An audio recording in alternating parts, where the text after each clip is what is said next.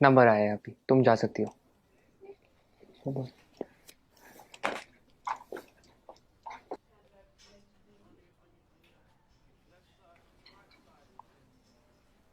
आप software engineer हो क्या? आप लोगों ने देश में कितनी तरक्की लाई है, सब कुछ कितना एडवांस हो गया है। थैंक्स। आप लोगों को देख के तो मैं एकदम हैरान हो जाता हूँ।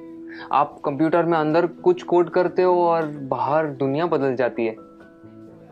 इतना आसान नहीं है दोस्त, ये कुछ कोड का काम नहीं है, काफी मेहनत जाती है इसके पीछे। कॉम्प्लिकेटेड है, काफी कॉम्प्लिकेटेड। वाकई, इसीलिए तो आपको इतनी तनख्वाह मिलती होगी ना। Why does everyone just sees the money in it? इसके पीछे की मेहनत कोई नहीं देखता। हम हिंदुस्तानियों की सोच ही छोटी है।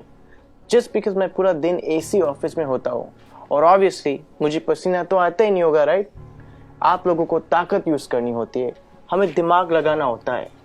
ये बाल सफेद ऐसे ही नहीं होते। Let me give you an example. वो ECG मशीन देखो, सब कुछ कंप्यूटराइज्ड है। आपके बॉडी में क्या क्या चल रहा है सब कंप्यूटर से निकाल सकते हैं। प्लेन की, ट्रेन की, लाखों रिजर्वेशन ऑनलाइन होती है।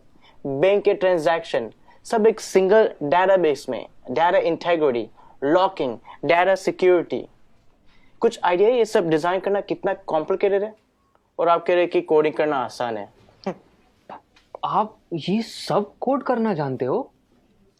पहले करता था, अब मैं प्रोजेक्ट मैनेजर हूँ, मेरी टीम सब करती है। ओह, तो अब काम आसान हो गया होगा। इस फील्ड में कुछ आसान नहीं है, जितना ऊपर जाओ उतनी ही रिस्पॉन्सिबिलिटी बढ़ती है, काम बढ़ता है, स्ट्रेस बढ़ता है। कोडिंग और डिजाइनिंग ये फिर भी आसान है, लेकिन अब मुझे पूरी टीम संभालनी पड़ती है। 10 लोगों को हर रोज जवाब देना होता है, क्वालिटी मेंटेन करनी होती है। 2 घंटे ईमेल ना चेक करूं तो लोग पैनिक करने लगते हैं। एक साइड से रिजल्ट का प्रेशर होता है और दूसरी साइड को कस्टमर को रिप्लाई करना होता है। रिक्वायरमेंट्स बदलती रहती है और यूजर्स को कुछ और चाहिए होता है, और आपका बॉस कभी सेटिस्फाइड नहीं रहता है। दोस्त, शायद तुम्हें पता नहीं टेंशन और प्रेशर साथ में हैंडल करना कैसे होता है। मुझे पता है सर, टेंशन और प्रेशर दोनों साथ में हैंडल किया है। 6 साल पहले की बात है। हम लगभग 30 लोग रात के 3 बजे पॉइंट 4875 को कैप्चर करने के लिए बढ़ रहे थे। दुश्मन ऊपर से फायरिंग कर रहा था। अगली गोली किसके नाम पे लिखी थी पता नहीं था। उजाले से पहले हमें वहां पहुंचना था। वक्त काफी कम था हमारे पास। होश तो तब आया जब अगले दिन हम चोटी पर तिरंगा लहरा रहे थे, और तब हम बचे 30 नहीं, 4 लोग थे। आप Subedar Sushant from 13 Jammu and Kashmir Rifles on duty at peak 4875 in Kargil.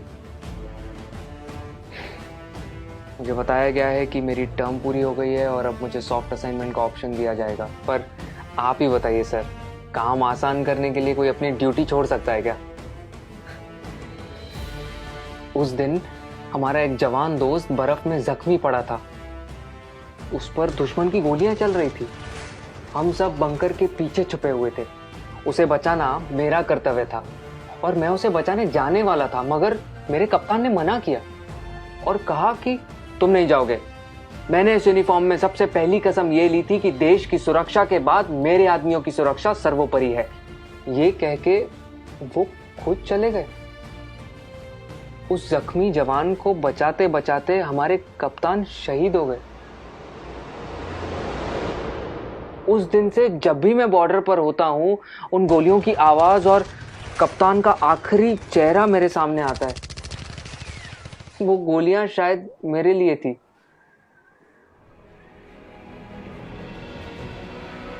Tension और प्रेशर दोनों के साथ काम करना जानता हूं मैं। Sir, can you please go on? Yeah, sure.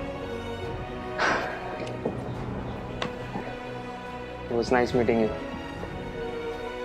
Thank you for your service. जय हिंद। जय हिंद।